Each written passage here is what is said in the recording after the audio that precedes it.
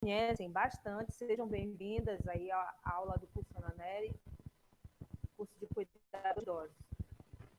Vocês já conhecem, vocês com certeza, para quem já trabalha, já administra medicamentos,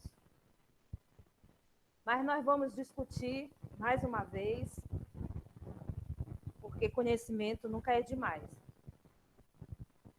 Então, para quem já teve essa aula, ótimo, vamos rever algumas coisas. E para quem não teve, vamos aproveitar. Eu vou compartilhar aqui um slide. E vocês vão me avisar se estão... Espera aí, gente. Errei. Eu fechei. Se vocês estão vendo os slides.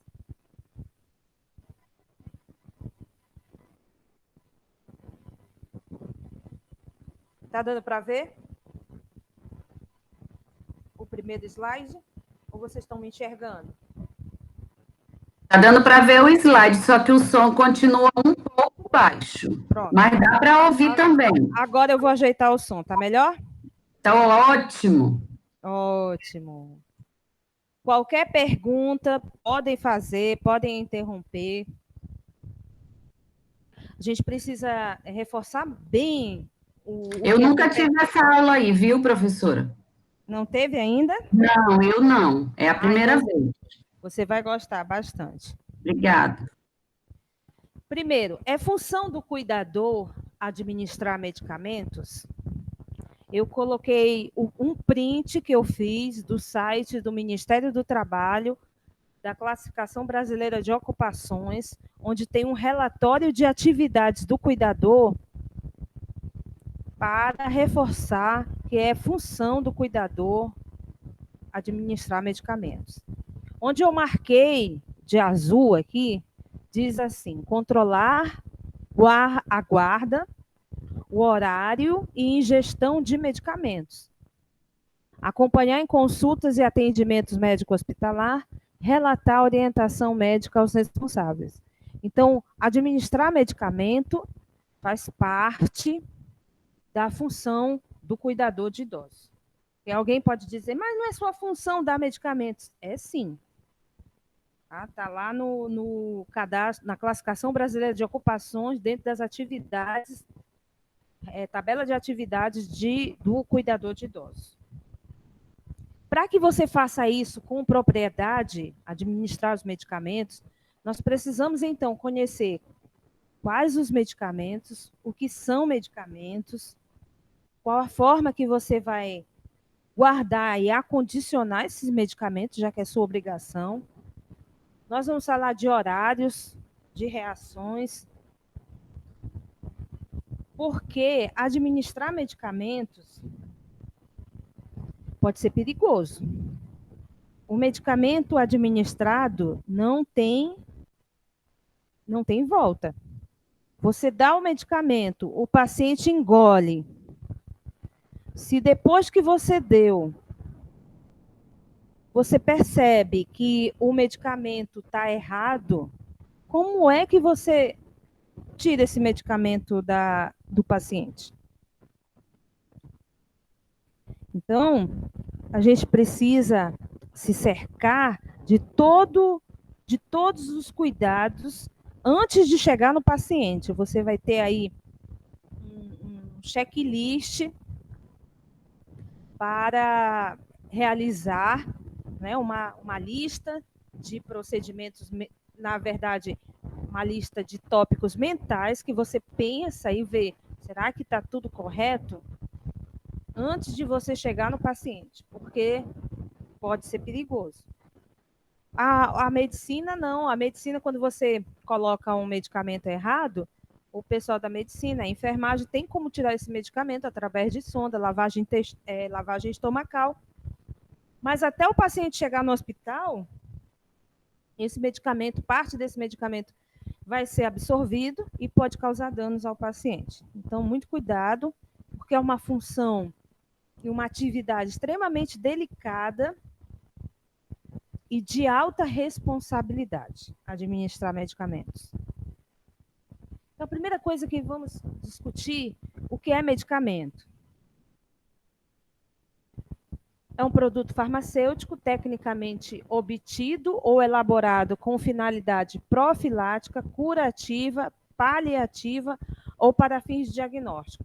Aí a pausa é o seguinte: o que é profilático? Você poderia me perguntar, professora. Profilático é um medicamento, gente, que é utilizado para prevenir alguma coisa, prevenir uma doença. Um exemplo, as vitaminas são usadas para evitar o paciente adoecer. Então, a gente toma vitamina C para evitar a famosa gripe, para construir as nossas células, para ajudar na construção, para evitar o envelhecimento. A vitamina C é excelente para diminuir as rugas e evitar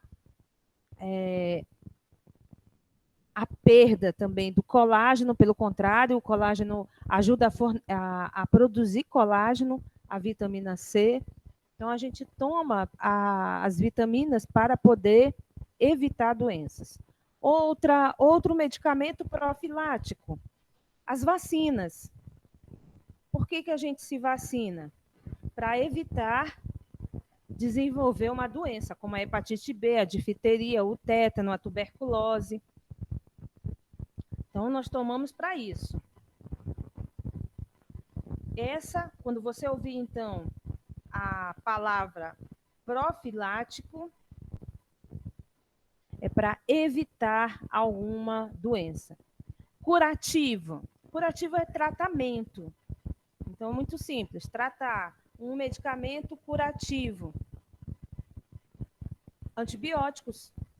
Antibióticos vão tratar infecções, vão tratar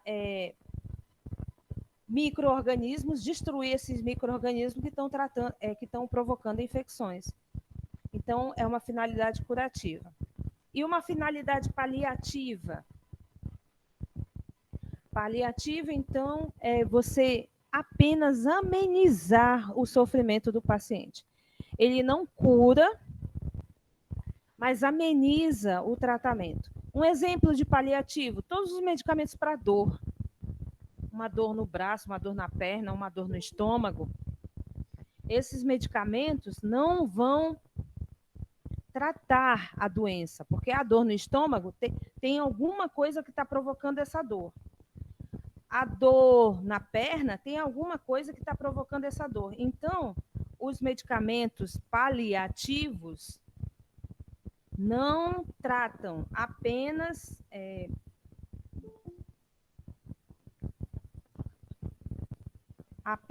eles ajudam a amenizar o incômodo desse paciente. Quando o paciente está, por exemplo, com câncer, com uma doença terminal, ele vai entrar em cuidados paliativos, ou seja, são cuidados apenas para minimizar o sofrimento, mas não vão resolver mais o problema do paciente. Entre eles, a administração de medicamentos para esse fim. Com certeza você já tomou medicamentos paliativos para dor, para febre, para vômito, né, para tontura. São medicamentos que não tratam a doença, apenas minimizam os sintomas. Agora, e por fim, para fim de diagnósticos, nós temos, por exemplo, os contrastes. O contraste que o médico injeta ou pela veia ou o paciente toma por via oral, na verdade é um medicamento, é uma substância química, e vai agir dentro do organismo, tingindo, digamos assim, no modo bem simples, um órgão ou vários órgãos para o médico poder visualizar melhor aquele órgão ou descobrir alguma doença. Então, para fins de diagnóstico, existem também esses medicamentos.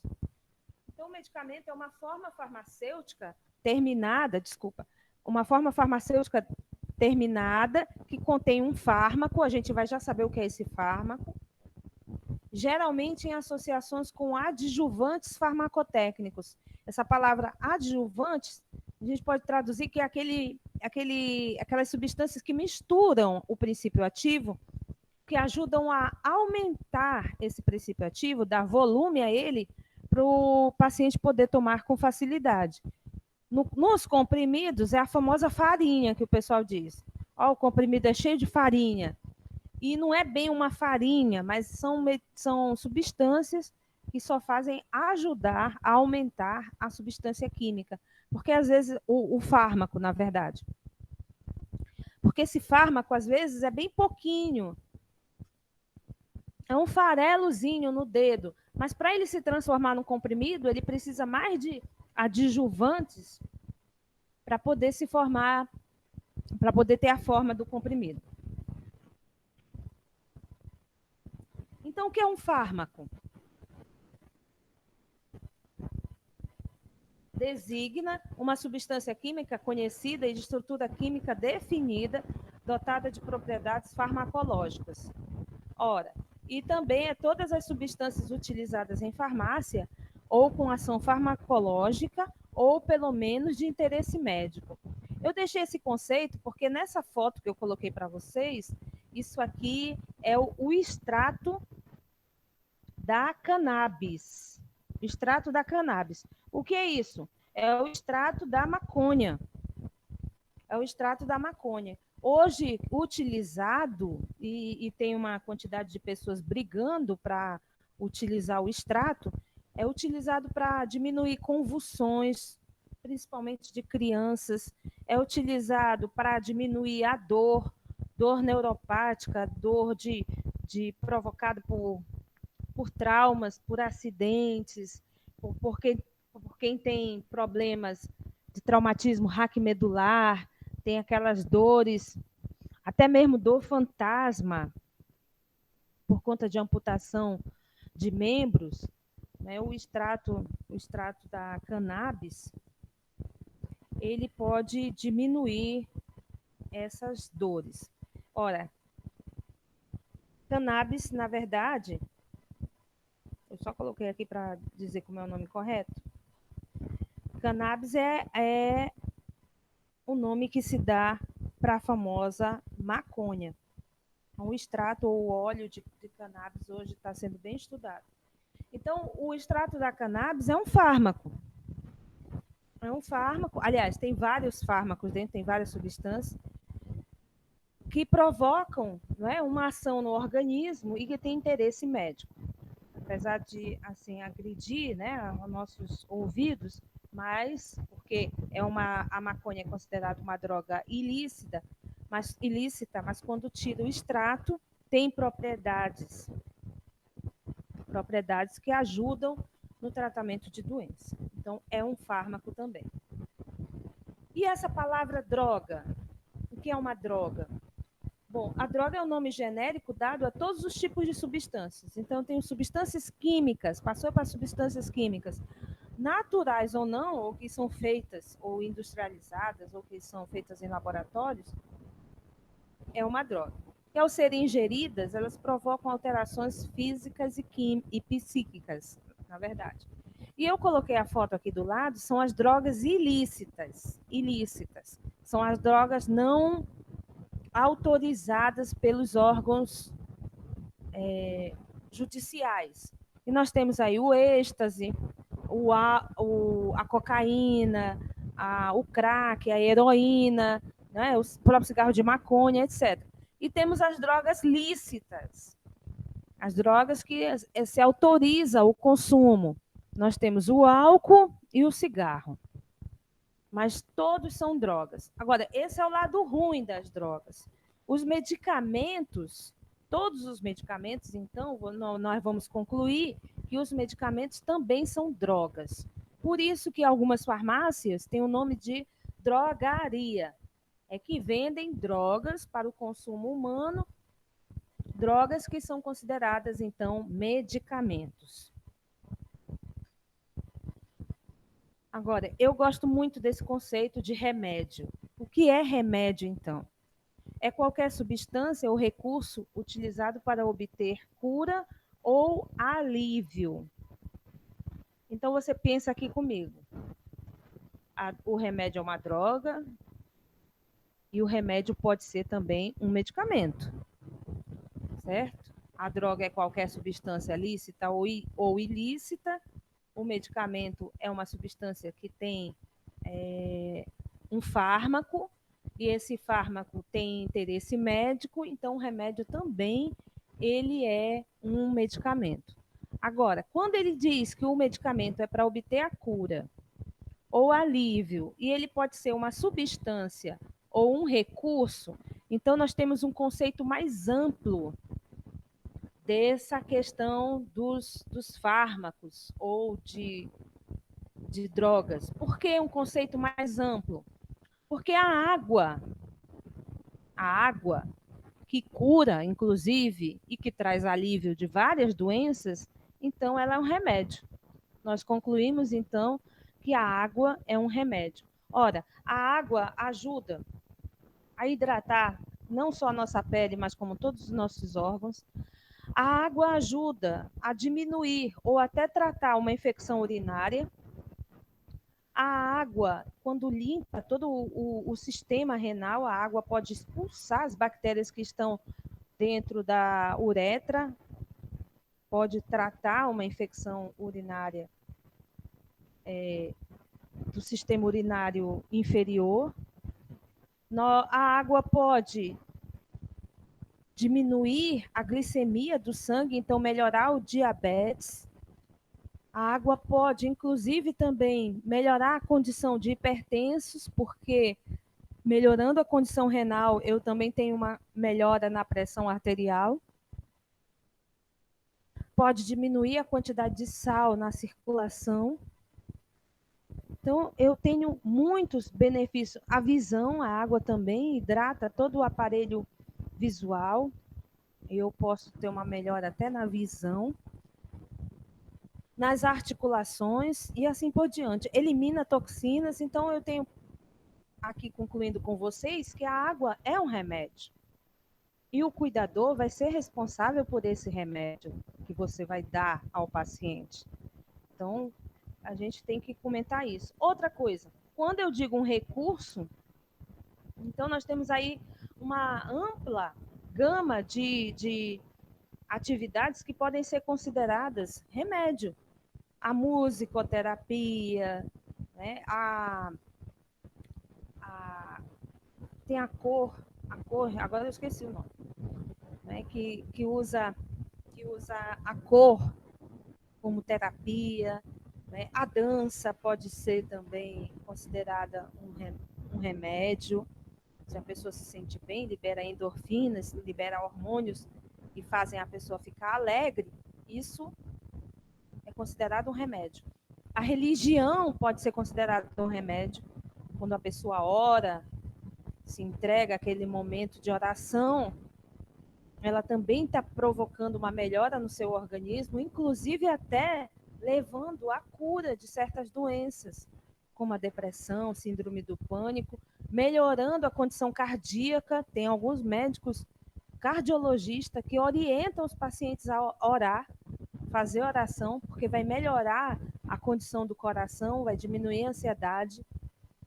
Então, eu tenho vários outros remédios. A minha intenção é que você abra a sua mente e não pense que é só um comprimido que é capaz de ajudar a saúde da pessoa. E um dos mais importantes remédios que eu ainda não falei é a alimentação. Quando você utiliza, por exemplo, o limão, o alho, que é bactericida, né, a semente da abóbora, que expulsa até vermes, você está tratando o corpo de um paciente e dando um remédio para ele. E vários outros alimentos aí de carrada, né? Alimentos que aumentam o ferro, como é o caso do feijão, da beterraba, da carne, que aumenta o ferro do corpo para quem tem anemia, e muitos outros remédios aí, que se a gente for fazer a lista aqui, é grande. Assim como a alimentação também pode se transformar numa droga. Uma droga que pode maltratar o organismo da pessoa. Está nas mãos do cuidador administrar esse remédio, esses remédios, inclusive, a oração, a alimentação, a hidratação, todos os recursos possíveis está na mão do cuidador, então, administrar esse remédio com segurança. Se eu não colocasse essa figura, eu tinha esquecido. Ó. Eu falei e eu coloquei aqui justamente para dizer para vocês que o chá também é um remédio. E o chá vai ser considerado, inclusive, um medicamento, porque ele tem substâncias químicas no chá que são considerados fármacos, inclusive. Então, uma substância química que provoca uma alteração física ou psíquica, o chá tem essas substâncias. Mas o grande problema do chá é porque nós não temos a medida correta. Um chá feito de folhas, nós não temos a quantidade de água para esse chá, nós não temos a quantidade de folhas. Se as folhas são grandes, são pequenas, não temos a medida das folhas. Então, o chá, as pessoas fazem de uma forma empírica, ou seja, da cabeça de cada um. Ah, eu vou fazer um chá, vou botar 3 folhas. Vou fazer um chá, vou botar 4 folhas. Pensando o cuidador, talvez, que esse chá não vai liberar substâncias químicas que venham provocar alguma alteração no paciente. Então, eu deixei aqui um pequeno exemplo, o chá de boldo. O chá de boldo tem boldo do Chile, tem boldo uma espécie mais brasileira. Eu, particularmente, não sei dizer qual é a espécie do boldo, se eu olhar a folha. Mesmo assim, o boldo serve para tratar a má digestão, problemas do fígado, litíase biliar, que é a pedra na vesícula, a gota, que é aquela doença causada por excesso de ácido úrico nas articulações, provoca muita dor no paciente, fica inchada as articulações. O chá de boldo ajuda, segundo a literatura aqui. Obstipação, que é constipação, paciente que tem dificuldade de defecar. Cistite, que é a inflamação da bexiga, uma inflamação provocada talvez por uma bactéria ou algum outro micro-organismo. Inflamação de dentro da bexiga. Flatulência é excesso de gases, dor de cabeça e suores frios. Isso está lá nas instruções do chá de boldo, né? A literatura de chá de boldo. Agora, o boldo é também, diz aqui, um remédio caseiro para limpar o sangue. O pessoal que, por exemplo, bebe demais, né? Bebida alcoólica, ingere bebida alcoólica, ou então come demais aquela feijoada, se sente mal porque tem uma intoxicação no fígado. Aí toma chá de boldo e diz que é para limpar o sangue e limpar também o fígado.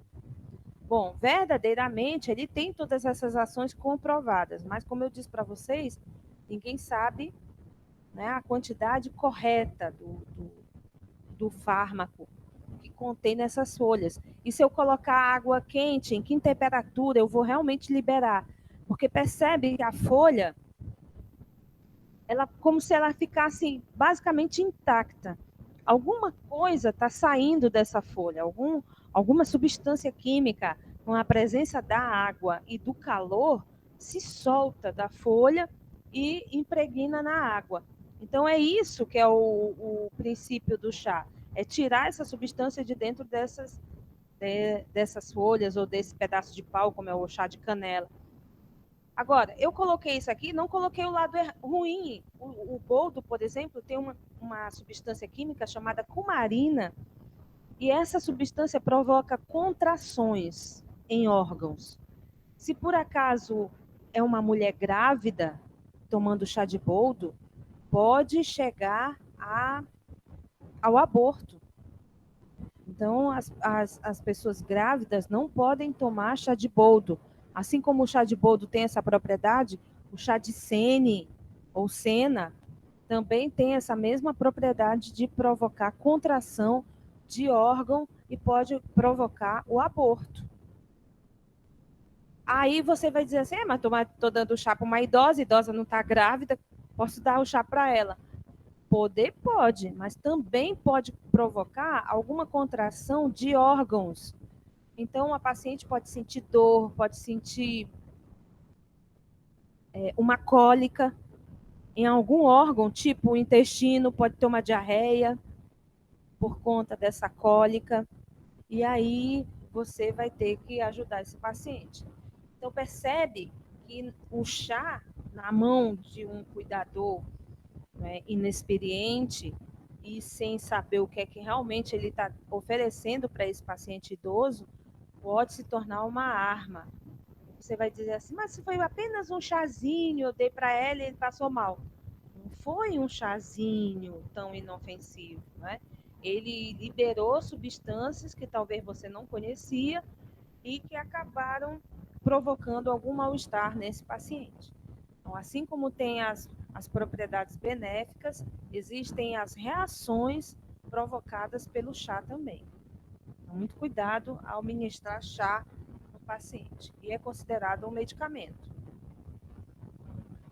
Bom, para a gente entender do medicamento, conhecer os medicamentos que são vendidos nas farmácias, nós precisamos conhecer as formas farmacêuticas. Como esses medicamentos vão se apresentar e vão chegar nas suas mãos. Nós temos então as formas líquidas, semissólidas e as sólidas. Nas líquidas, nós temos soluções, suspensões e emulsões. Eu vou comentar já já numa outra imagem essas formas. As semissólidas, nós temos cremes, pomadas e pastas. E as sólidas, nós vamos ter cápsula, draga, comprimido, grânulo, supositório e pó. Observe o seguinte, nessa imagem. Vamos começar pelas verdes. Nós temos aqui as verdes, que são as sólidas. Nós temos as líquidas, que está aqui de laranja, né? E essa daqui tipo pêssego. Nós temos aqui as semissólidas. Começar pelas maiores. As sólidas, de verde. A cápsula, aqui no cantinho direito, a cápsula tem uma cápsula com uma proteção mole e uma cápsula mais dura. E a cápsula de liberação prolongada. Essa cápsula, ela vai de qualquer forma ser absorvida, ou no estômago ou no intestino, e vai ser liberado o medicamento que está dentro dessa cápsula. Como é o caso do omeprazol, como é o caso dessas cápsulas de ômega, que vocês com certeza já viram, ômega 3, ômega 6, ômega 9, né, que tem o ibuprofeno, o Advil, que também vem numa cápsula, que o medicamento é vermelho. Então, essas cápsulas são utilizadas aí na forma sólida, por conta da cápsula. Às vezes o medicamento dentro da cápsula está líquido ou está sólido. Aí nós temos a drágia,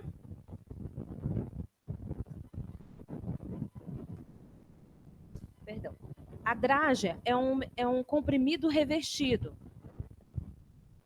O medicamento está dentro daquela cobertura. Muito fácil você lembrar da drágia. Quem não conhece a neosaldina, ou neosaldina, né? A neosaldina, ela tem aquela capa marrom, parece muito com M&M's, o chocolate, e por dentro é que está o medicamento. Ali é a drágia. Nós temos também o pó. Tem muitos medicamentos em forma de pó, tipo o anacepitil pó, algum outro medicamento. O pó é efervescente, os pós que tem, né? Ele vem um pozinho, dilui dentro d'água. Bicarbonato. Bicarbonato de sódio é um pó também que é utilizado como medicamento. Aqui nós temos o comprimido, mais para a esquerda. O comprimido pode ser redondo, cilíndrico ou oval. Vamos aqui para as formas líquidas. Nós temos suspensões, emulsões e soluções. Soluções são as mais fáceis, o xarope e o elixir.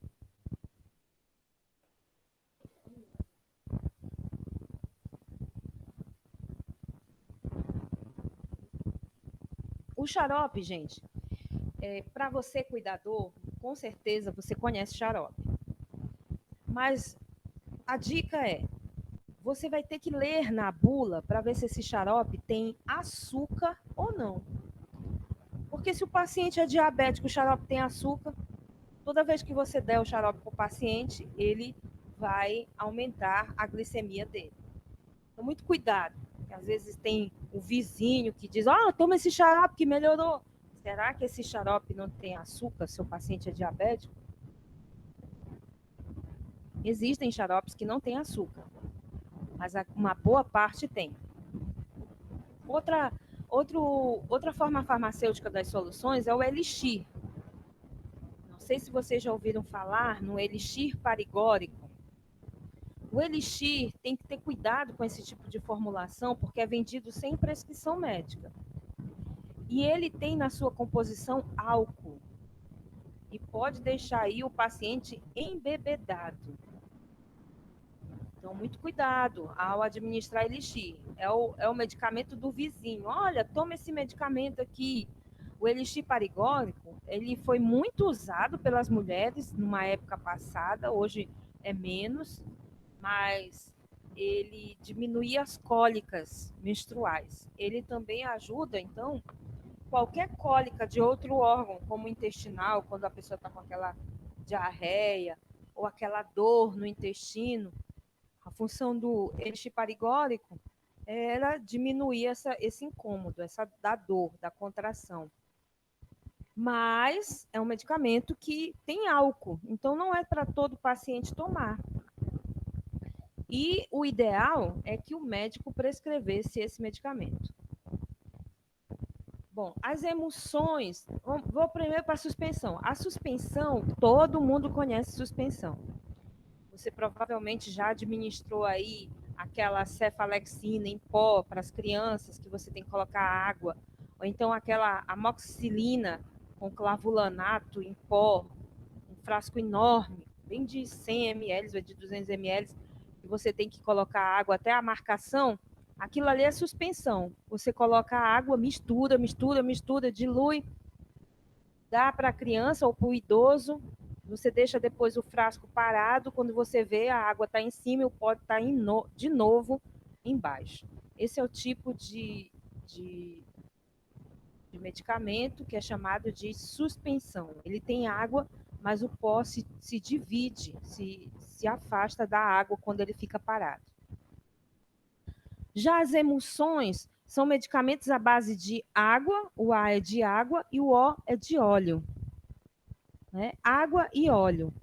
Quando a água fica por cima, é esse daqui da esquerda. A água por cima, o óleo por baixo.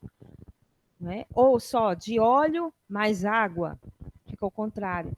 Apesar de quando eles se misturam, você não enxerga os dois, mas eles estão lá, os dois. O óleo e a água juntos. Aqui nós temos óleo, água e óleo nessa sequência. Às vezes mais óleo, depois a água, depois o óleo. E eles não se misturam. Ou vírgula, eles se misturam, mas depois eles se separam de novo, quando deixam em repouso. E aqui nós temos água, óleo e água, nesse de baixo. Um bom exemplo disso, que não é de medicamento, que eu não sei assim dizer para vocês agora, nesse momento, um tipo de medicamento, eu deveria ter pesquisado antes, de emulsões, mas não um exemplo de medicamento, um exemplo de cosmético. Aqueles óleos da Avon, não sei se vocês já compraram, mas aquele óleo da Avon é um tipo de emulsão. A gente vê a água separada do óleo. Aí a gente mistura um pouquinho, balança, né, chacoalha um pouquinho o frasco, e aí eles acabam se misturando, certo? O óleo com a água. Existe esse tipo de medicamento. E aqui embaixo, do lado esquerdo, as semissólidas, nós temos então a pomada, o creme e a pasta.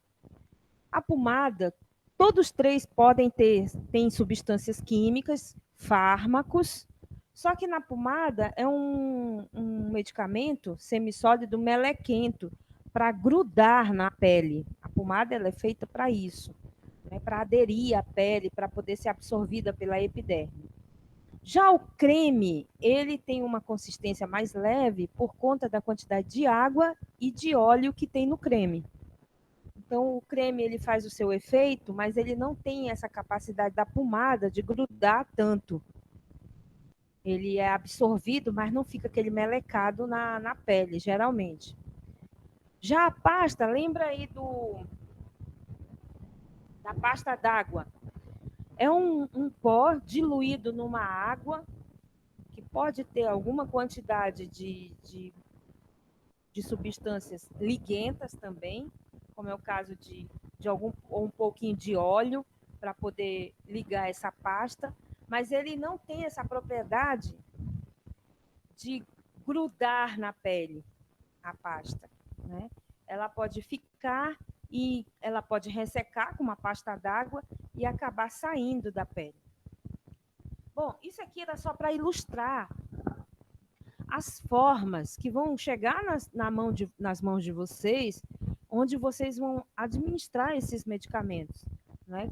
Que podem ser sólidas, líquidas ou semissólidas, e nessas condições que a gente já comentou.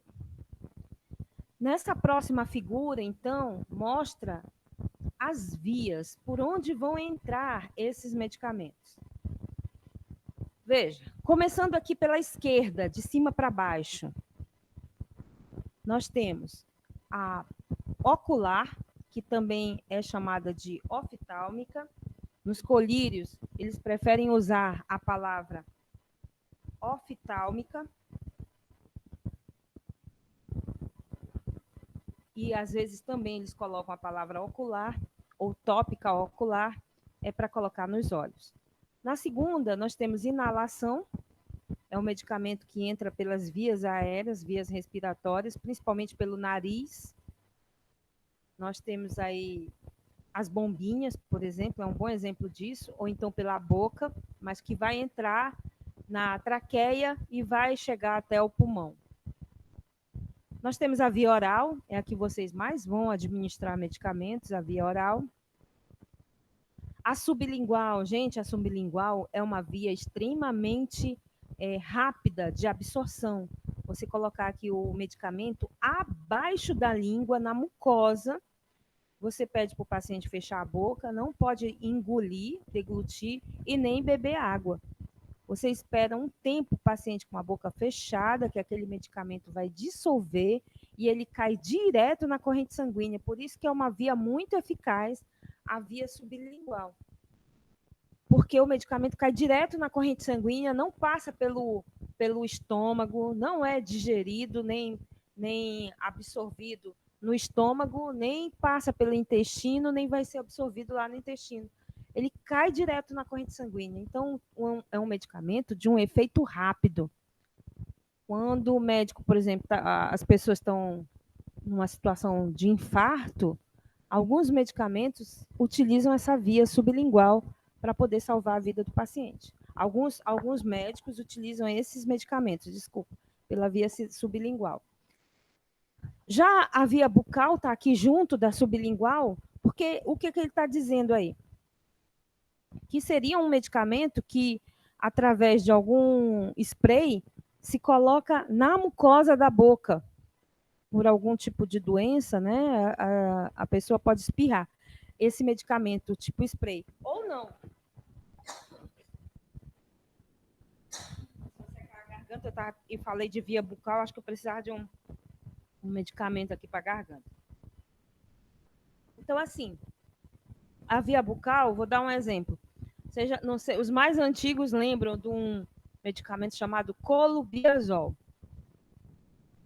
Era um colutório, chamava de colutório bucal. O que é isso? Era um spray que se colocava na garganta, principalmente na área da faringe, para algum tipo de doença de garganta, dor na garganta, infecção na garganta, que ele tinha a função de ser um antisséptico, uma limpeza que faria na garganta.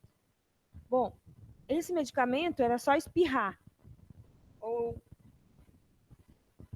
insuflar através da bombinha de um spray, que ele manchava a garganta todinha. Assim, nós tínhamos também a violeta para colocar, ainda existe, viu? A violeta genciana para colocar nas aftas, né? Na mucosa oral, quando as pessoas têm aftas, usava-se a violeta. E manchava toda a mucosa da boca, ficava com a boca toda lilás, roxa. Então, é o medicamento por via bucal. Esse próximo, o adesivo transdermal ou transdérmico, vai fazer parte do dia a dia de vocês. Hoje nós temos medicamentos que a gente cola na pele do paciente. Ele já vem com uma cola apropriada, ele tem um medicamento dentro do adesivo e com o tempo esse medicamento vai sendo liberado, vai passar pela epiderme, vai chegar na derme e vai ser absorvido pela derme e vai cair na corrente sanguínea. Isso é o transdermal. Um bom exemplo disso é o Excelon. O Excelon tem essa propriedade aí também. O Excelon que é para Alzheimer. Nós temos outros medicamentos. O fentanil, que é um anestésico, não. É um anestésico. É usado para fazer anestesia, o fentanil. Então, existem outros medicamentos assim pela via transdérmica. Bom, a via epidural, eu falei na tarde, eu vou falar agora também. Muito cuidado hoje, viu, gente, com esse tipo de medicamento. É só um adesivozinho. Alguém de má fé pode pregar nas suas costas. Né? Você bem andando, com as costas descobertas, avisar para as moças, para as meninas também, que isso é possível. Uma criatura adquirir um adesivo transdérmico desse para utilizar, né, para outros meios, outros fins, aliás. Então, pode pregar nas costas de uma mulher e ela, dentro de poucos minutos, dormir, certo? E se tornar uma vítima nas mãos de quem não tem, né, um bom pensamento. E aí, isso tem que ter cuidado, porque ele é facilmente prega na pele da gente esse tipo de adesivo.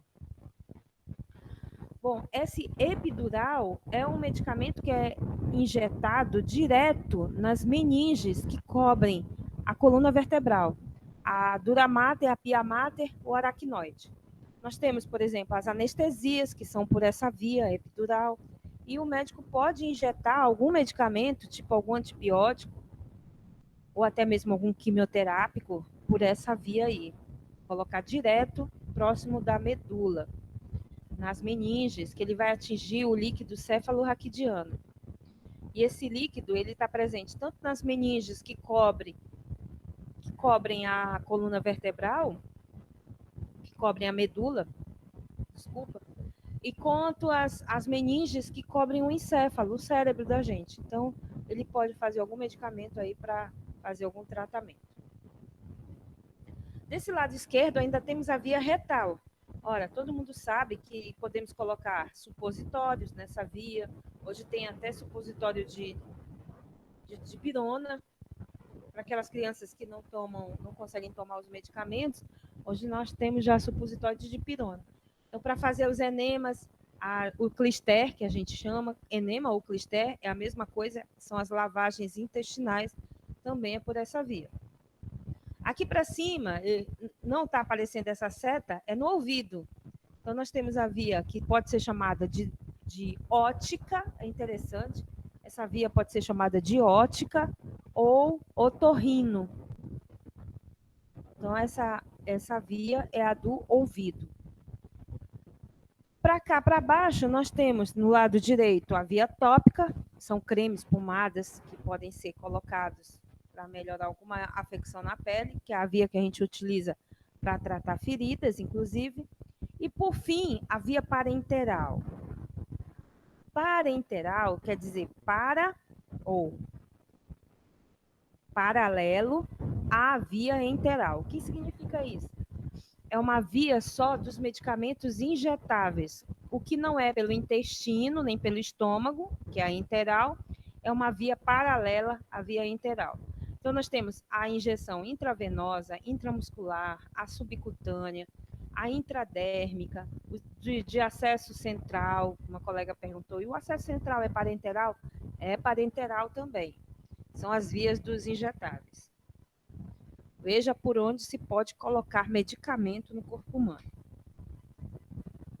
Outro conceito que vocês vão precisar para entender um pouquinho de medicamentos é a questão do medicamento. Eu vou falar eles três agora e vocês vão aprender. Medicamento de referência, medicamento similar e o medicamento genérico. O que são esses três tipos de medicamento?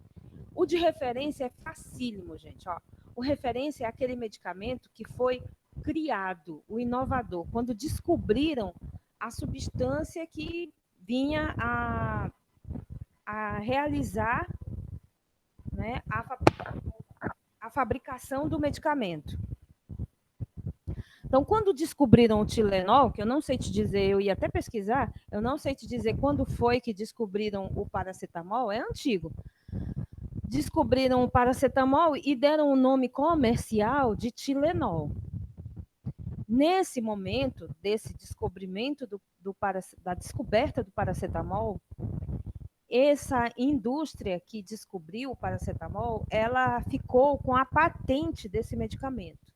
E só esse laboratório poderia fabricar o paracetamol. Até que houve a quebra da patente.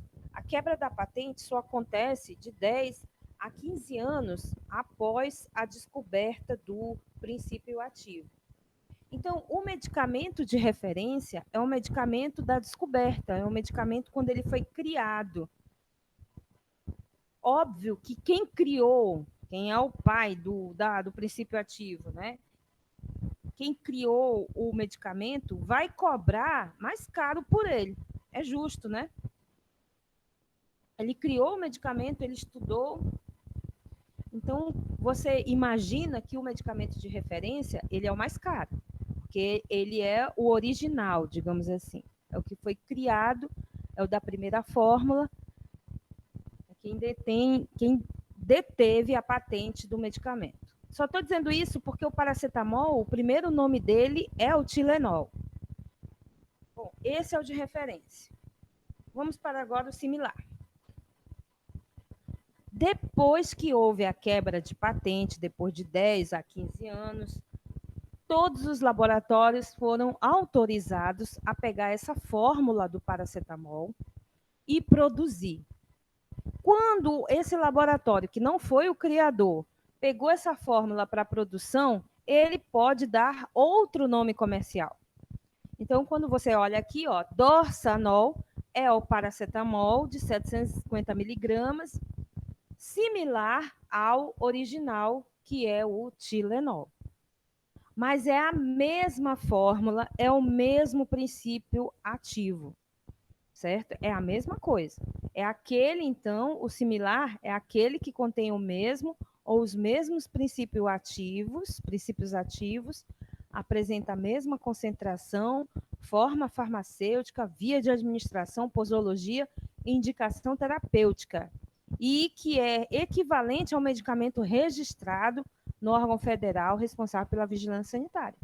Então, tanto faz você está comprando um medicamento similar como um medicamento de referência, você está comprando a mesma coisa. O problema é você conhecer o medicamento e saber o nome do princípio ativo. Por quê? Os nomes comerciais, esse aqui de cima, que geralmente tem uma letra maiúscula, eles vão mudar. Vão ser vários nomes, como a gente está mostrando aqui nesse pequeno exemplo. E então, nós temos, por final de contas, o genérico ainda. E o que é o genérico? É aquele que contém os mesmos princípios ativos ou o mesmo princípio ativo na mesma dose e forma farmacêutica. É administrado pela mesma via e com a mesma posologia, indicação terapêutica do medicamento de referência, apresentando eficácia e segurança equivalentes à do medicamento de referência. Aí você poderia me dizer assim, olha, professor, então, concluindo aí o pensamento, tudo é a mesma coisa. Concordo plenamente com você. Se você comprar o de referência, se você comprar um similar, se você comprar o genérico, é tudo a mesma coisa. O problema é que você tem que saber o princípio ativo. Porque para você comprar o genérico, você não tem que saber o nome comercial do medicamento. Você tem que saber o de baixo, que é o princípio ativo. Porque genérico, medicamento genérico, não tem nome comercial. Veja, aqui eu coloquei as diferenças. Compare o medicamento de referência com o medicamento similar. O medicamento de referência, ele tem o mesmo princípio ativo do similar, ele tem a mesma forma farmacêutica, é igual, e a mesma via de administração. O que é diferente? É o prazo de validade, a embalagem e a rotulagem, ou seja, só por fora. Quer dizer, o medicamento de similar, ele só tem a embalagem diferente do medicamento de referência. Vai mudar o nome comercial, não pode ser o mesmo. Lembre-se que o nome comercial de referência é um, o do similar é outro, mas o princípio ativo é o mesmo. Me diga, então, a diferença de genérico para similar. Ora, o genérico, veja, vai ter não tem uma marca. O genérico não tem marca. Ele só tem o princípio ativo. Tem uma tarja amarela que identifica os medicamentos genéricos. Sempre o medicamento genérico vai ter essa tarja amarela acima, talvez da tarja vermelha, e ainda tem esse Gzinho de genérico. Já o medicamento similar, ele tem um nome comercial ou uma marca. A diferença é só essa. Então, nós chegamos à conclusão que os medicamentos de referência similar e genérico têm o mesmo princípio ativo, mudam as embalagens e que, vou fazer um parêntese agora, o cuidador, ele tem que saber disso, que o medicamento de referência. Chegando aí alguns genéricos até a metade do preço do medicamento de referência. Então, você tem que conhecer, abrir seus olhos, porque, infelizmente, muitas vezes, o farmacêutico ele recebe ali a prescrição do médico, que ele coloca o medicamento de referência e já diz assim, só pode ser esse medicamento. Pronto, ele amarrou o pobre do paciente a comprar aquele medicamento que ele quer. É óbvio, gente, que ele vai ganhar uma comissão por trás disso. Ele não está fazendo isso de graça. Né? Ele deve ter alguma orientação do laboratório, da indústria farmacêutica, o laboratório que produziu esse medicamento, para que ele tenha algum retorno financeiro dessa orientação desse medicamento. Então, nós temos que abrir os olhos, porque às vezes você está comprando mais caro só porque você foi orientado a ler o nome da marca do medicamento ou o nome comercial. Você não foi orientado a conhecer o princípio ativo. Então, essa é a nossa função aqui, mostrar isso para você. Veja, vamos começar agora a destrinchar aqui essa caixa desse medicamento. Nós temos, então, o nome do medicamento, que vai ser o nome comercial, o princípio ativo, que vai ser o de baixo, geralmente vem numa letra menor e numa letra minúscula. Às vezes o nome do medicamento ele vem numa letra maiúscula. Pelo menos a primeira letra ele vem sempre maiúscula, tem alguns que vem toda a letra maiúscula. E o princípio ativo vem sempre uma letra minúscula, para não chamar muita atenção. Depois disso, nós temos o que a gente chama de apresentação, alguns chamam de dose, é a quantidade em miligramas ou em gramas ou microgramas que esse medicamento tem. E outras informações, a tarja desse medicamento, nós vamos mostrar a tarja, lacre de segurança, o laboratório aqui na esquerda, quem fabricou, o endereço CNPJ, o nome do farmacêutico, as informações farmacêuticas, número de registro, o saque para você perguntar alguma coisa sobre esse medicamento. Se o medicamento veio escuro, o comprimido veio quebrando, você pode ligar para o saque. uma tinta reativa, não sei se vocês já viram, nas caixas dos medicamentos tem essa tinta, que é para você riscar, vou procurar aqui no colírio, é para você riscar e ver um selo. Vem um selozinho que geralmente é o selo do laboratório. Ele vem por baixo, como se fosse aqueles bilhetes para retirar aqui o lacre. Né? Vem um selo.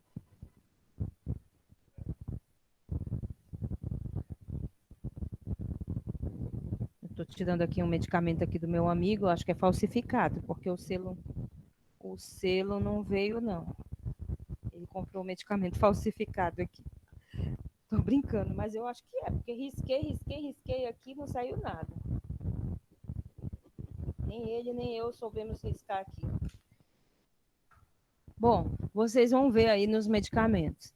Você precisa, então, saber ler. Aqui em cima, gente, ó, ainda tem o lote, a validade, e eu não, as informações farmacêuticas, então, também é a via do medicamento. Como nós já vimos as vias, oftálmica, ótica, ou otorrino, tópica, né? Essas são as vias principais, oral, sublingual, que vocês vão utilizar, ele também vem dizendo a via logo na caixa, na embalagem desse medicamento. Aqui nós temos, então, o medicamento genérico, é basicamente as mesmas coisas, só que não tem o nome comercial. Nesse caso, ele vai ter o nome do princípio ativo aqui embaixo. Ele não quis colocar nessa foto, mas provavelmente é losartana de 50 miligramas. Mas ele vai colocar a dose ou a apresentação e o princípio ativo. Vai ter sempre essa faixa amarela de genérico e vai ter as faixas aqui conforme o tipo de medicamento. Outra coisa que eu trouxe para vocês, então, são as tarjas. As tarjas dos medicamentos que indicam que tipo de medicamento esse paciente vai tomar. O medicamento sem tarja, esse primeiro aqui da ponta, não tem tarja nenhuma, são os analgésicos, os antitérmicos, os antiácidos, os xaropes para tosse, entre outros. Veja, não estou dizendo que esses remédios não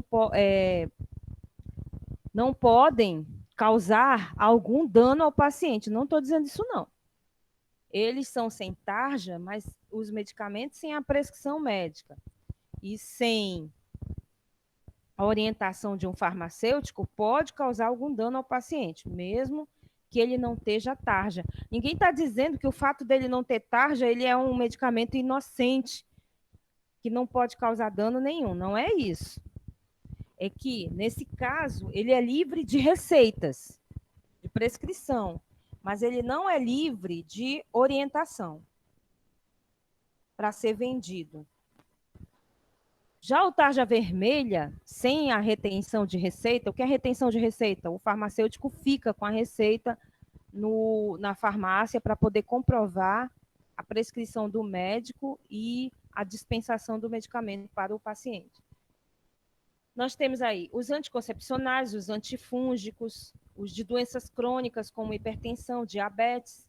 Esses medicamentos não precisam a receita ficar na farmácia. Já o tarja vermelha com retenção de receita, nós temos os antibióticos e os anti-inflamatórios. A prescrição vai ter que ficar na farmácia. O tarja preta são aqueles que mexem com o sistema nervoso central. Eles podem ter ação sedativa e são chamados de psicotrópicos. Eles precisam de um receituário especial de cor azul.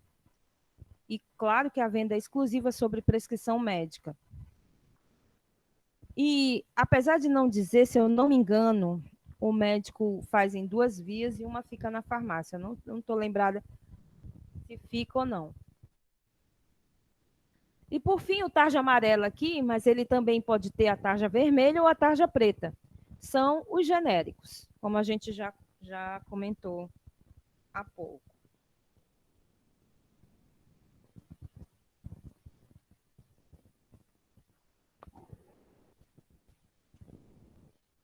Agora, nós vamos passar aqui algumas orientações para os cuidadores. Muitas delas vocês já conhecem. Então, vamos aqui. Essa aula vai continuar na próxima quinta-feira, que nós ainda vamos falar sobre as concentrações dos medicamentos e outras informações. Mas a organização, gente, ó, a organização diz aqui que se você for dar mais de um medicamento, então você vai ter que se organizar, porque você pode se confundir. A mente da gente pode nos atrapalhar. Evite usar aqueles organizadores de comprimidos. Vocês estão vendo aqui do lado direito, tem gente que adora colocar nas caixinhas de plástico os comprimidos. Agora vamos discutir por que está errado. Primeiro lugar, quando você abre o comprimido, você toca nele, você contamina o comprimido com seus dedos, você contamina o comprimido com o ar. Então, esse medicamento já vai contaminado com as bactérias, os fungos do ar e dos dedos da pessoa que manipula. Segundo lugar, esses comprimidos têm que ser protegidos pela luz, por isso que na cartela ou no blister, eles têm um papel de alumínio, um plástico grosso para proteger o comprimido da luz. Quando você abre, você expõe a luz, mesmo que essa luz seja a luz ambiente, você expõe a luz. Então, isso não é bom para o medicamento e não vai ser bom para o paciente. E terceiro lugar, é o perigo de você manter um medicamento desse dentro das caixas. Porque aqui nós temos um bocado de medicamentos coloridos aqui no centro, tudo bem. Mas se fosse todos brancos, se fosse todos os medicamentos em cada compartimento desse, os comprimidos fossem todos brancos, o risco desses medicamentos se misturarem, ou quando você abriu um medicamento desse, ele pulou fora, caiu numa mesa, por exemplo, porque se caiu no chão, você vai ter que jogar fora. Mas se caiu numa mesa, e aí você vai pegar esse comprimido, você vai colocar em qual caixinha, se todos são brancos? Ou seja, existe um risco de mudar a posição dos medicamentos, de misturar os medicamentos. Imagine, então, se por acaso você abriu a caixinha e caiu todos os medicamentos no chão. Né? Perdeu tudo. Primeiro, porque do chão você não vai querer nem pode juntar. Segundo, porque quando você, se fosse juntar ainda do chão, como é que você ia separar se todos são brancos? Então, perceba que é um risco você manter esses medicamentos aqui, nessas embalagens.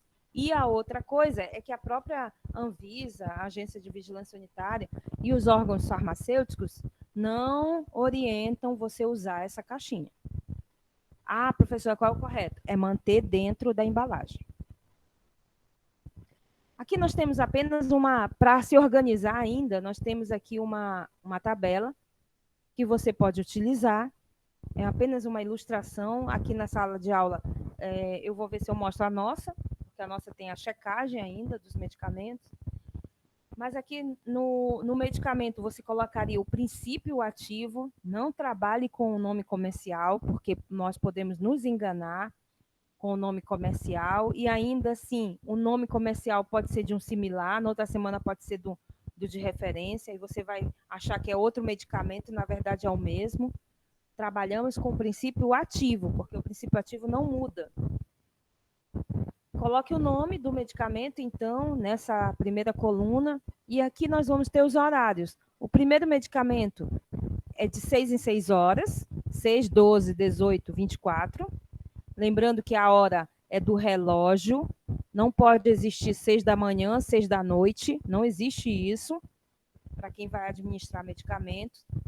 Colocar 6 da manhã, 6 da noite, você esquece de colocar o da noite, confunde a cabeça do colega que está entrando no plantão e ele pode dar de novo o medicamento. Então, não faça isso. Você vai ter que escrever 18 horas, porque 18 horas só é da noite. E 6 horas só pode ser da manhã. Medicamento 2, às 8 horas da manhã. medicamento 3, de 12 em 12 horas. 6 às 18, de 18 às 6 são 12 horas. É só um exemplo de uma tabela para você poder controlar os medicamentos. Bom, na hora de administrar os medicamentos, claro, lave as mãos antes de iniciar o procedimento. Não deve utilizar medicamentos de embalagem amassada, rasgada, sem rótulo, ou que tem alguma informação apagada, riscada ou raspada.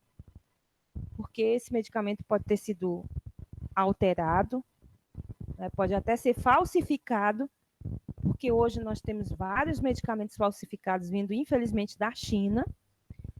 Então, entrando nas farmácias no Brasil, então tenha muito cuidado com esse tipo de coisa. E a data, quando você olhar a embalagem, você vai ter que ver bem direitinho o nome do medicamento, a dose do medicamento e a data de validade, como a gente já comentou aqui. Tudo isso é sua função. Agora, essa informação é importantíssima. O líquido mais correto de administrar um medicamento é a água.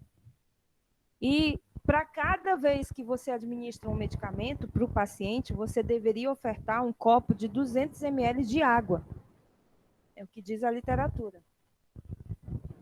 Porque essa é uma boa quantidade, por nesse volume, a água evita que o medicamento fique entalado ao ser deglutido.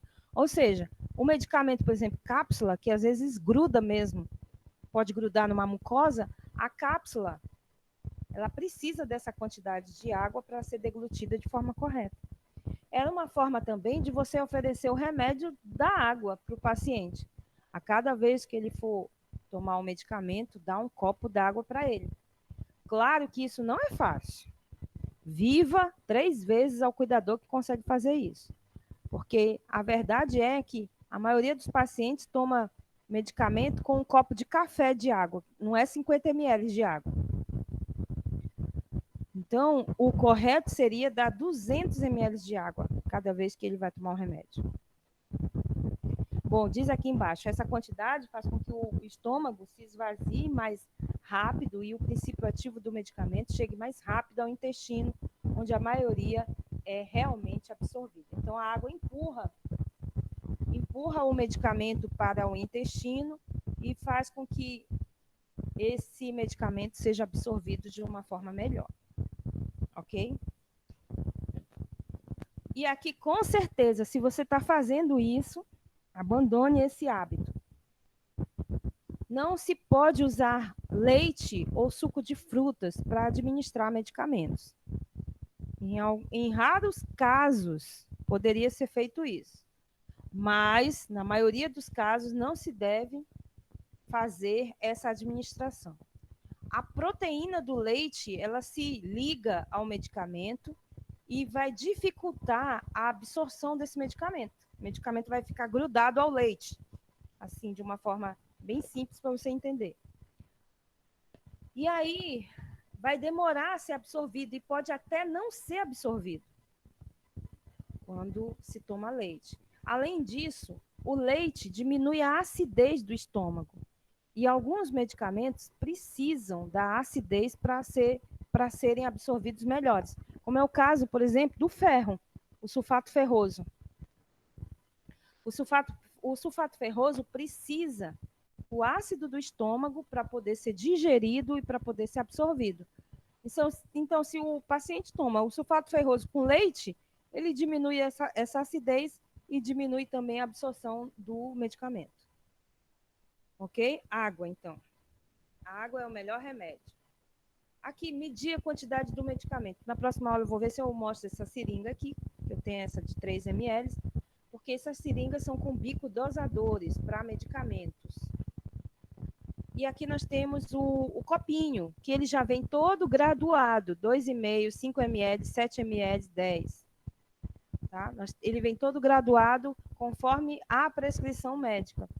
Então, o medicamento líquido, ele não pode ser dado de qualquer forma, não. Tem que ser dado conforme a quantidade que o médico prescreveu.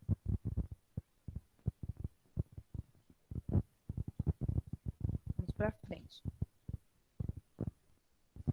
Essa tampinha tem um nome, Mas eu juro para vocês que eu li e agora fugiu, não consegui dizer para o pessoal da tarde. Eu pensei em pesquisar o nome dessa tampinha, tem um nomezinho, tipo cabeçote, alguma coisa assim. Mas eu esqueci. É uma tampinha que vem furada, já vem no medicamento, que é justamente para você colocar a seringa, ela consegue se adaptar perfeitamente à seringa, e você pode virar o medicamento de cabeça para baixo, ou fazer como está sendo feito aí, e você consegue puxar o volume da prescrição através dessa tampinha. Se o medicamento não vier com essa tampinha, fica mais difícil a aspiração dele. Aí você tem que partir para o copo. Mas a orientação, onde guardar esse medicamento? Então você vai ter que manter, como a gente já discutiu, o medicamento na embalagem original. Guarde os medicamentos protegidos de luz, calor e umidade em locais onde crianças e animais não alcancem. Aqui se estende também aos idosos. Tá? Não pode ter luz, calor nem umidade. Não guarde os medicamentos na cozinha nem no banheiro. Na cozinha porque é perigoso as crianças, os próprios animais mexerem, né? Abrirem os armários e pegarem os medicamentos. Sem você ver. E também os idosos. No banheiro, gente, porque é até anti-higiênico você guardar medicamento no banheiro, onde é um ambiente cheio de bactérias, cheio de umidade, não dá para guardar medicamento no banheiro, tá? Não dá mesmo. Fique atento aos medicamentos que precisam ser armazenados na geladeira, como é o caso da insulina, que tem que ser lá na bandeja dos vegetais. E se precisar transportar o medicamento da geladeira, utilize uma caixa ou uma bolsa térmica. Tirou da geladeira, tem que botar numa bolsa térmica. Só tem que ter cuidado que, no caso da insulina, o gelo não pode encostar na insulina. O gelo tem que ficar longe dela. Porque quando coloca gelo próximo da insulina, se ela congelar, ela perde todas as propriedades. Sempre verifique as validades dos medicamentos que ficam na casa e nunca dê medicamentos com a data de validade vencida. Nós já discutimos isso. Nessa foto, me diga, vocês que estão aí na aula.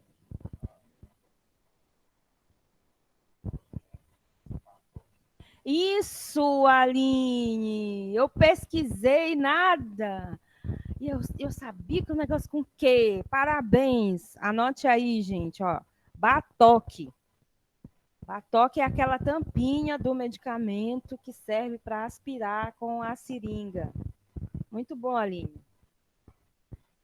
Valeu. Dessa vez eu vou decorar. Batoque. Olha só, gente.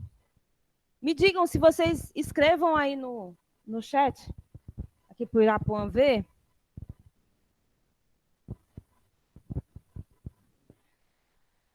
Me digam aí no chat que medicamento é esse, por gentileza.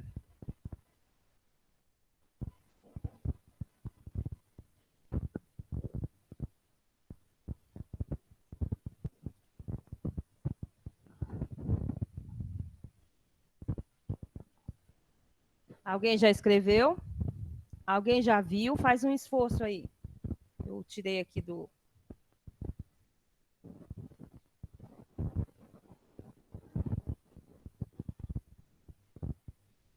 Ah, deixa eu ver.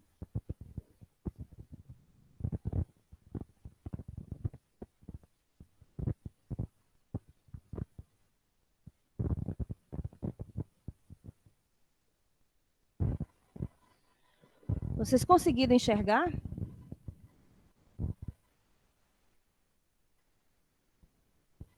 Tá aqui.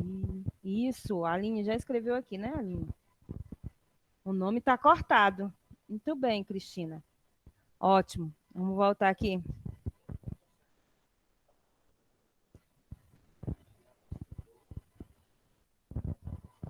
Muito bem. Muito bem, Cristina. Veja bem, ó.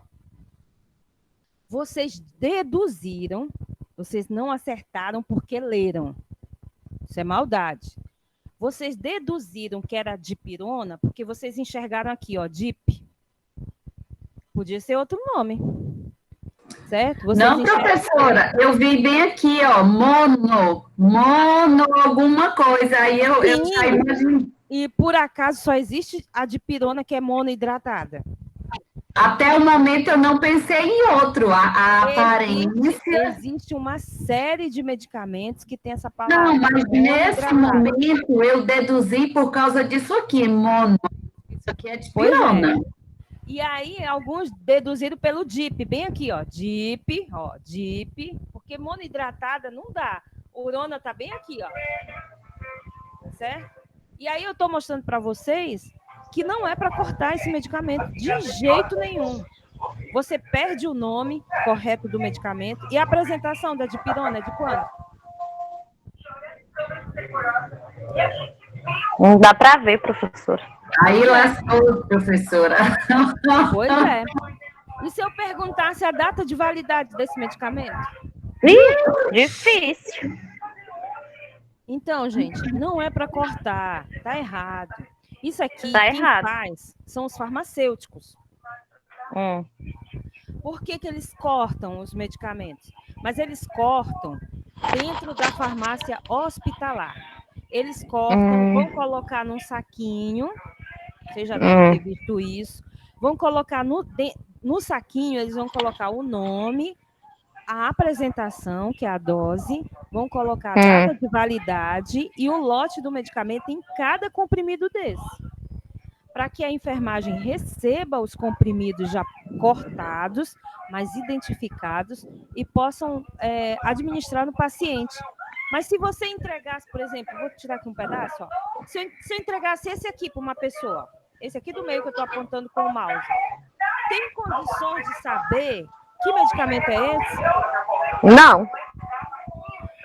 Mais louca seria a pessoa que tomasse um comprimido desse sem saber o que é. Com certeza, entendeu? professor. Então, não se pode fazer isso aqui. Agora, vamos ver ele não cortado. Agora todo mundo está enxergando, né? Dipirona, monoidratada. Não vá por essa palavra. Monoidratada, não. Porque existem outros medicamentos com essa mesma palavra. O nome... 500 mg, né? Pois é. Dipirona de 500 miligramas. Infelizmente, eu mesma cortei aqui a data de validade na foto, mas dava para ver a data de validade também na foto, certo? Então, o correto, gente, é manter a cartela intacta, íntegra, até o final da utilização dos comprimidos. Tá? É na cartela que o comprimido tem que ficar. Você vai lá, tira o comprimido, administra no paciente, depois guarda a cartela de novo. Esse que é o correto.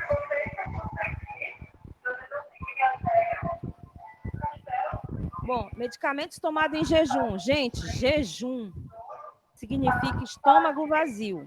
Vazio.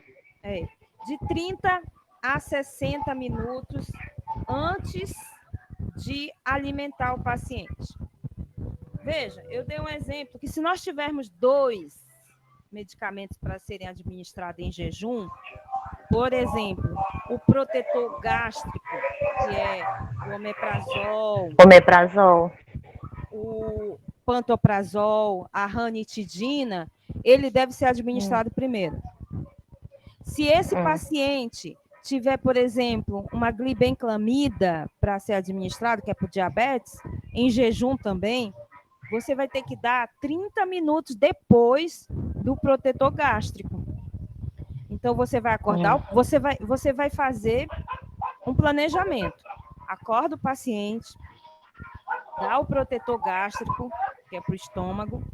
30 minutos depois, dá o medicamento que foi orientado ser de jejum. 30 minutos depois é que faz a refeição do paciente. Certo? Então, você tem aí, pelo menos, se forem 2 medicamentos, 1 hora, só depois de 1 hora que esse paciente vai se alimentar. Não adianta, gente, não adianta você dá o medicamento para proteger o estômago, que a gente chama de protetor gástrico, o omeprazol, pantoprazol, ranitidina, e logo oferecer um outro medicamento em jejum, porque aí ele não fez o efeito de proteger o estômago do paciente. Então, primeiro dá o medicamento de proteção do estômago, 30 minutos depois pode dar outro medicamento, se esse paciente precisar tomar, e 30 minutos depois é que dá a refeição do paciente. Porque se eu der, logo após eu dar o medicamento de jejum e botar o paciente para comer, não vai adiantar. O medicamento não vai fazer o efeito dele, porque o estômago, para esse tipo de medicamento, tem que passar pelo estômago. Doutora, deixa eu perguntar uma coisa. O caso da minha sogra, ela toma remédio para tireoide. E, às vezes, ela precisa tomar esse protetor de estômago, mas porque ela está sentindo acidez. Eu vou dar primeiro o protetor ou o remédio da tireoide? Primeiro o protetor. Ah, então, correto. Beleza. Primeiro Ela tem 77 anos, aí eu tinha essa dúvida. Primeiro, o protetor gástrico. O Obrigada. o próprio nome já diz, é para proteger dos outros medicamentos. Pois é, mas a minha preocupação é se ele ia fazer diferença no remédio da tireoide. De jeito nenhum. Se por acaso você administrar 30 minutos antes de administrar o medicamento. Beleza, entendi. 30 minutos, o medicamento vai fazer o efeito protetor e vai sair do estômago. Vai sair do estômago, vai ser absorvido. Quando o estômago for receber o próximo medicamento, ele já está com algum efeito protetor do remédio anterior. Ah, beleza. Tem que dar esse espaço. O que é que o pessoal faz? Ah, não, é difícil demais o paciente abrir a boca. Ah, não, eu vou dar tudo de uma vez logo para o paciente engolir de uma vez só. Então não adianta, gente. Não adianta. Pega a mão, enche a mão. É porque não serve, né? Exatamente. Pega a mão, enche a mão de remédio, dá tudo de uma vez para o pobre do paciente. O paciente só falta morrer com o estômago cheio de medicamento e aí não vai fazer o efeito. É verdade. Tá certo? Entendi. Obrigada. Nada. Pode perguntar. Muito cuidado aí a respeito disso, tá? Nossas penúltimas orientações, ainda tem mais duas. Se o medicamento, o remédio, ele pode causar sono. Então, se ele causar sono, ele deve ser tomado ao deitar, lógico. Se ele vai dar sono, é melhor... Lógico. Uhum. Né? Lógico. Mas aí, se o paciente, por exemplo, ainda faz alguma atividade, ou estuda, ou se a pessoa trabalha, se for uma pessoa para você orientar, é lógico que esse medicamento não pode ser dado de manhã. E se você for dar um medicamento que causa sono num paciente idoso, que está sob sua responsabilidade, ele vai dormir durante o dia, à noite ele não vai dormir. Está acordado. Uhum. Então, isso você observa do médico. Ó, doutor, o medicamento que ele está tomando está causando sono. Não é melhor dar à noite? Dá para trocar aqui comigo, por favor? Pra ele dormir mais tranquilo, né, professora? Exatamente. Né? Se o medicamento já tem esse efeito, então isso é bom para o paciente. Exatamente. Agora, para ele dar uma relaxada também, né? Isso, exatamente. Você que vai observar. É você que vai observar. Uhum. Se durante o tratamento o paciente apresentar alguns sinais ou sintomas, como náuseas, vômito, né, gosto ruim na boca, diarreia, excesso ou perda de sono, alterações de humor, alterações visuais, alterações na pele, como vermelhidão, placas, bolhas ou coceira, podem ser sinais de alergia. Avise imediatamente o médico para que ele avalie e decida se deve ou não suspender o tratamento ou mudar a medicação. Veja, qualquer alteração dessa, só quem pode perceber é o cuidador.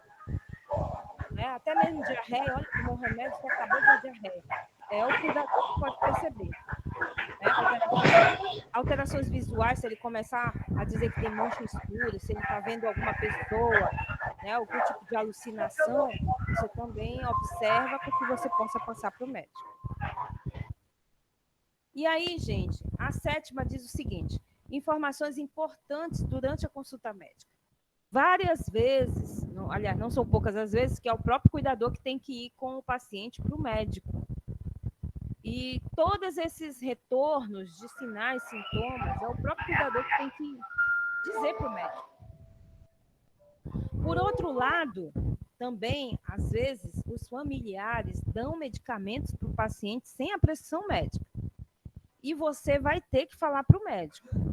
Né? Tem os remédios, por exemplo, que os vizinhos tomam, que fulano achou bom tomar, vai dar para o pai, vai dar para a mãe. Tipo, por exemplo, o paciente está com constipação, dá lactopurga para o paciente, sem a prescrição médica, dá leite de magnésia, porque a mãe toma, não sei quem toma, o avô toma, acha bom. Né? Então, esse tipo de medicamentos, são substâncias, podem interagir com o medicamento que o médico está passando, e você vai ter que falar para o médico que ele está tomando esses medicamentos que não é você que está dando por conta própria, não. É o filho, é a filha, é não sei quem. Perguntas que deve também você fazer ao médico, se você estiver na consulta, que tem direito, todo mundo tem direito de saber disso. Quais são os nomes dos medicamentos receitados? Se por acaso a receita não dá para enxergar, pega uma caneta, fala com o médico, diz: doutor, diga o nome do medicamento, por favor, que eu quero anotar aqui, por gentileza. Porque o ideal, o Conselho Federal de Medicina diz que eles têm que escrever da forma legível, então a receita tem que ser informatizada. É obrigação do médico, tá? Para que serve cada medicamento? Você tem que perguntar para que é esse medicamento? Por quanto tempo precisará tomar o medicamento? O que mudou no tratamento? É direito do paciente saber e do cuidador, se ele está na responsabilidade do cuidador, o paciente. Se pode encontrar genérico dos medicamentos receitados. Eu já comentei, mas vou fazer outro parêntese. Tem médico que ganha com a prescrição de certos medicamentos. E ele não tem interesse nenhum de prescrever genérico. Ele tem o interesse de prescrever ou medicamento similar ou medicamento de referência. Então, óbvio que você tem que ter conhecimento para ler na caixa o princípio ativo e perguntar para o farmacêutico se tem genérico. Porque às vezes o médico escreve na receita que só pode ser aquele medicamento que ele prescreveu. Infelizmente, é dessa forma. Tá? Então, e tem o mesmo efeito, né, professora? Se for o mesmo princípio ativo, nas mesmas miligramas, na mesma dose, na mesma apresentação, eles são iguais, não tem problema nenhum. Tá certo? Não tem problema nenhum. Uhum. Basta você ter conhecimento para isso. Ok? Pronto. Mantenha também seus remédios sempre longe das crianças, dos idosos, dos animais. Todo medicamento, até o mais simples. Deixa eu voltar aqui, pelo amor. Não. Até o mais simples pode causar efeitos indesejáveis e graves. Né? Às vezes você está dando é só uma dipirona, é só um paracetamol, mas isso pode causar uma intoxicação, pode causar uma queda da pressão. Nunca misture medicamentos com álcool. O álcool pode ser até letal. O álcool, só lembrando, gente, que tem paciente que é alcoólatra e tem paciente que esconde o álcool. Tem paciente que pode beber até o álcool a 70%, o álcool em gel, pode beber até perfume por conta da presença do álcool, porque quem tem o vício, né, ele vai procurar qualquer coisa para sanar aquela necessidade. Então, vocês não podem, a palavra que eu usei hoje e lembrei agora, vocês não podem ser ingênuos. Lembrando que idoso não é uma criança velha, certo? Idoso é um ser humano, um adulto que já teve uma série de experiências, a não ser aqueles que apresentam demências, podem estar fora, né, do seu cognitivo correto, Mas o idoso, ele é uma pessoa inteligente.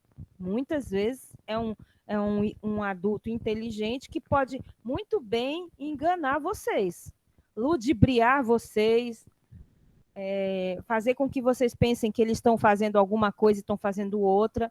Então, muito cuidado com isso, porque eu já testemunhei um idoso pegando um álcool a 70% da enfermaria, misturando com tangerina para fazer uma batida. Eu já testemunhei uma idosa bebendo perfume, porque era alcoólatra. Ela pegava os perfumes e pedia perfume dos outros, porque ela guardava e bebia os perfumes, certo? Então, assim, o idoso, ele não é uma criança, não é. Então, a gente tem que ter respeito, mas tem que prestar atenção nas atitudes do paciente, porque você está lá para observar, para ver e até relatar para a família o que está acontecendo com esse paciente. Né? Levando para o outro lado, não só o álcool, mas tem idoso que esconde sal, quando ele não pode comer sal, debaixo da cama, dentro do travesseiro, nas fronhas. Tem idoso que esconde açúcar, esconde biscoito, né? Esconde salgado, né? E também até bebidas alcoólicas do cuidador. Pensando o cuidador que ele está dormindo, ele pode estar bebendo, pode estar fazendo alguma coisa, né, que não seja bom para a saúde dele. E é claro que você, com muita paciência, vai ter que relatar à família esses acontecimentos. Bom, a automedicação, para concluir, é um risco para a saúde. Nesse ponto, a gente coloca aqui a automedicação para todo mundo. Não só para os idosos, gente, para vocês também, como pacientes, como cuidadores, como profissionais, vocês também não devem se automedicar. Né? Só quem pode medicar é um profissional habilitado. E dentro dos profissionais, a gente tem médicos, dentistas e farmacêuticos. Temos até enfermeiros, em alguns casos, também, que podem medicar alguma lista de programa de saúde da família. Mas é mais restrito. Médicos, com certeza, os dentistas, os medicamentos relacionados à odontologia e os farmacêuticos, em algumas condições especiais, eles também podem medicar. Bom, parentes, amigos, vizinhos e você mesmo, se não forem médicos, não estão habilitados a orientar o uso de remédios. Né? Você, em hipótese nenhuma, como cuidadora, pode chegar para um paciente ou para a família do paciente: olha, meu vizinho tomou isso aqui, dê aqui para o seu idoso. Né? Eu tomei isso aqui, fiquei super bem, dá aí para o paciente. Sabe lá que se esse medicamento que ele fez super bem pode fazer o mesmo bem para o paciente, pode ser que ele tenha uma reação adversa, pode ser que ele seja alérgico a esse medicamento. O mais simples possível, né? Uma dipirona, um paracetamol, um lactopurga, qualquer outra coisa que possa vir o paciente passar mal e você ser responsabilizado por isso. Numa aula dessa, você não pode cometer esse erro de hipótese nenhuma. Deixa o paciente sob a orientação do médico, que ele já tem com certeza, e sob a orientação da família. E se por acaso alguém fizer você administrar um medicamento que não esteja na prescrição médica, sendo um familiar, registre isso no seu livro de registro, no seu caderno, no seu livro de ocorrências, registre a data, o horário, o nome do medicamento, a apresentação, quanto você deu desse medicamento, quem mandou dar o medicamento, o nome dessa pessoa, o horário, tudo bem direitinho, para que você não seja responsabilizado sobre qualquer erro que aconteça ou qualquer dano que aconteça a esse paciente. Tá? Porque medicamento errado, como no início nós falamos, é apesar de ser uma atividade da medicação do paciente, uma atividade do cuidador, mas o medicamento errado, ele pode levar à morte do paciente. Medicamento errado nos seus vários erros, erro de dose, erro de horário, erro de nome de medicamento, erro por o medicamento estar vencido, por aí vai. Tudo que nós debatemos aqui nessa aula. E por fim, por que você deve ter todos esses cuidados? Porque eu não quero te ver no Jornal Nacional. Tipo, cuidador deu o medicamento, levou à morte o paciente X, vai aparecer seu nome, né? Vai aparecer o seu rosto, e eu, nem a Patrícia. Patrícia? Não, como é o nome dessa moça aqui? Renata. Renata, não queremos te ver no Jornal Nacional, tá certo? E aí, gente, tranquilo. Deixa eu interromper aqui o compartilhamento, que agora eu aprendi. Posso fechar? Estou segurando aqui o microfone, porque eu e ele, nós ainda não nos damos muito bem. Mas eu acho que deu para ouvir, não deu? Perfeito, professora. Deu para ouvir? Deu para entender um pouquinho, para quem não teve essa aula? Deu sim, professora. Deu, né? Ótimo, meninas. Na próxima Eu não aula... entrei antes, professora, porque faltou energia aqui de manhã e chegou agora. Aí por isso que eu entrei um pouco atrasada. Não tem problema, amiga. Você assistiu alguma Viu? coisa? Foi, não, eu assisti, sim, entendi. Ô, Cristina, obrigada. Cristina Francimara, olha, tinha bastante gente hoje. A Laílma, a Aline. Muito bem, A gente. Gleice. A Gleice, eu não estou vendo aqui a Gleice, Lidiane. Show de bola.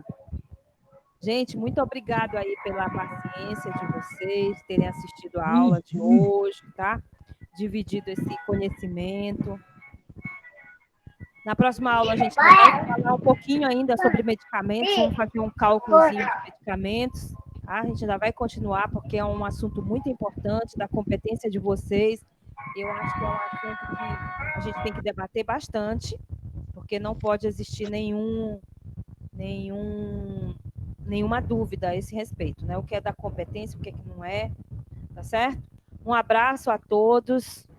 Se ninguém quiser fazer alguma pergunta, se quiser fazer alguma pergunta depois no grupo, pode fazer lá, que eu vou ver. Um abraço a todos, até quinta-feira, se Deus quiser, tá bom? Muito obrigada, professora. Viu? Obrigada, professora. Tchau, gente. Boa noite. Tchau. Para a senhora também. Tchau.